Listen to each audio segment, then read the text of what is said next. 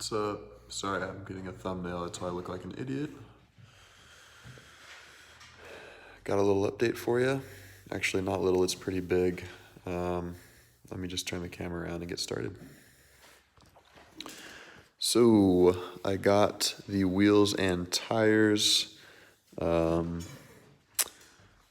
can't remember if I gave a time frame in the last video, but it's probably quicker than expected. I kind of just got crazy with it and just started ordering a bunch of parts. I have a lot of maintenance stuff coming too, so I didn't break my rule of maintenance before mods. I kind of just did it both at the same time. So I'll go over what I have here in front of me. I said I was going with the two 7570 17 in the last video. I actually ended up going with a 285 70 17, so it's the equivalent of a 33-inch by, is it 11-inch wide tire.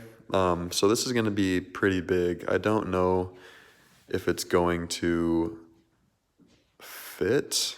It's going to be by the skin of my nutsack. If it does fit. I've been taking measurements and stuff. Can you guys stop going up and down the freaking stairs? Go upstairs. Freaking gremlins. Anyway, so yeah, 33. That's the it's the Canadi Trail Hog. It's like a Goodyear Wrangler Duratrack replica, I guess you'd call it. I had them on another X5 of mine in 265/70, and I really liked it, especially in the snow and the ice.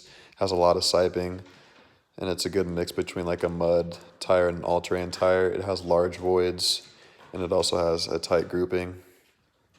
It's almost like a half mud terrain, half BFG KO2. So that's why I like it. It's not super loud and annoying on the road, and it still has good grip off-road and in snow and in ice. So that's why I went with those. I didn't tell you about the wheels. They look all right. I like the D window look, but I do not like running steel wheels at all on any vehicle, especially an X5. The steel versions of this wheel weigh in at about 15 pounds per wheel, more than this aluminum one. So yeah, I went with the aluminum one.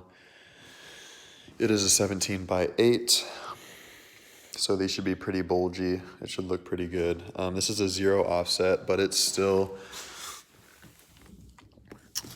that's my main concern right here, this spring perch. It's gonna be very close.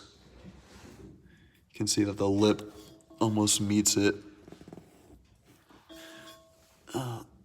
It's even in actually a little bit, which is not good. My spacer isn't on yet.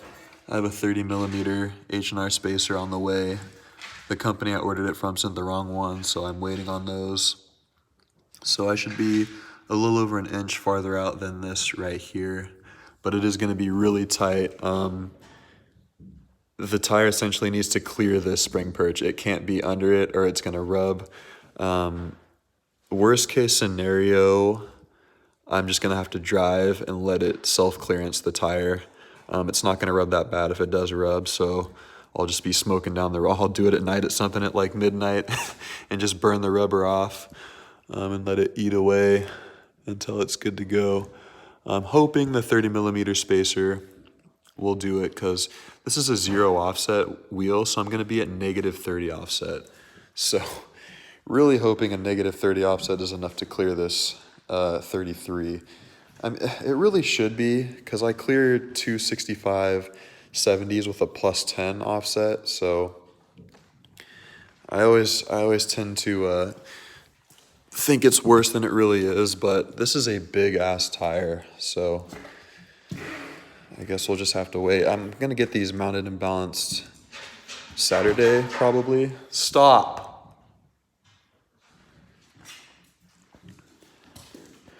So after I do that, I will test fit the actual wheel and tire. I'm pretty certain that it's not going to fit without the spacer, but I'm going to try it anyway just to see how far off it is and if the spacer is actually going to save me or not. If it's not, I'm going to trim this right here, just along this, because it has a guard right here.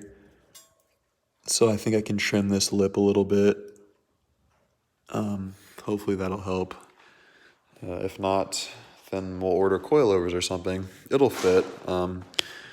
There's been people that have ran 33s on this, although I don't think they were this, well, I guess they would be this tall, but it was like a 305 60 or 305 65, so it was wider, but I don't know about the height that the other guy was running, so like I said, we will see.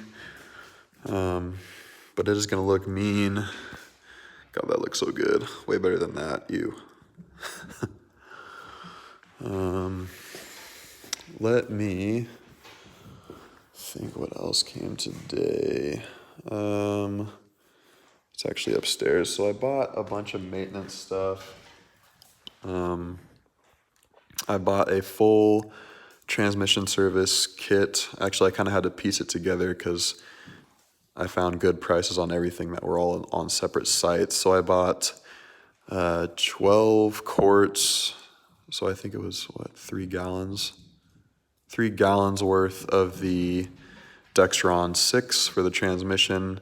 I bought the transmission filter and gasket. So I'll be doing a full, not flush, but I'll be doing 2 or 3 pan drops with a fill. A drain and fill. And then I bought Redline 7590 for the front diff and the rear diff, and then the transfer case also takes the Dextron 6 that I bought for the transmission, so I'll have some left over that I can put in the transfer case. I bought the transfer case chain. I don't know if I told you that in the last video, but the chain is loose and it's skipping teeth and it sounds horrible and I don't want to break something. So I bought the chain for that, so I'm going to be pulling the transfer case out and putting a new chain on it. That should be a fun endeavor. I will definitely film that. Maybe not so much the taking out of the transfer case, but I'll be filming the chain swap. I may film the taking off of it if I get some decent lighting under there, but I don't want to give you guys a shitty video. So yeah, that's where we are at this point. Just fingers crossed, hoping and praying that this wheel and tire setup fits. It's definitely gonna rub the fender liners and stuff like that. I am not worried about that. I'm just worried about that metal spring perch. So yeah, fingers crossed on that one. I bought LED lights for the interior like I said I was gonna do. I'm not gonna do a video on the install because that is gonna be boring, but I will do a before and after. I think that's all I've purchased so far. Things that are on my watch list or in my cart is a CB antenna and a CB radio. I'm probably gonna mount the antenna mount inside of here. It's a ripstick mount, so it'll like picture a straight piece of steel. Is it steel or aluminum?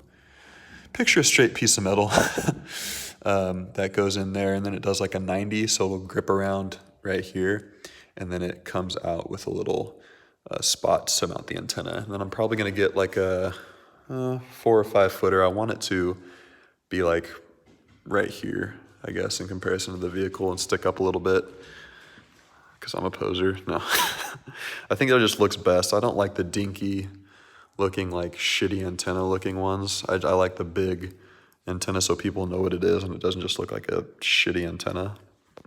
So yeah, that's in the works. So I'm probably not gonna buy any more modifications, like fun modifications, until I take the transfer case off, swap the chain, put it back on, test drive, and make sure nothing else mechanical needs to be fixed, because I don't want to blow all my money on mods and have a broken X5 that I can't use. But I knew that I had to get the wheels and tires to make sure that they fit, because if they didn't fit, It's obviously going to require a different plan on my part, so I needed to get that out of the way. So expect the next video to either be the transfer case swap, chain swap, or me trying to fit the wheels and tires on without hitting the spring perch. It's Thursday, tomorrow's Friday. Just want to give you guys a quick update since these wheels and tires came in today. And I will be back soon with another video. This build's kind of happening faster than I thought it would be, which is cool because I've been missing working on cars. So yeah, stay tuned. This is going to be fun.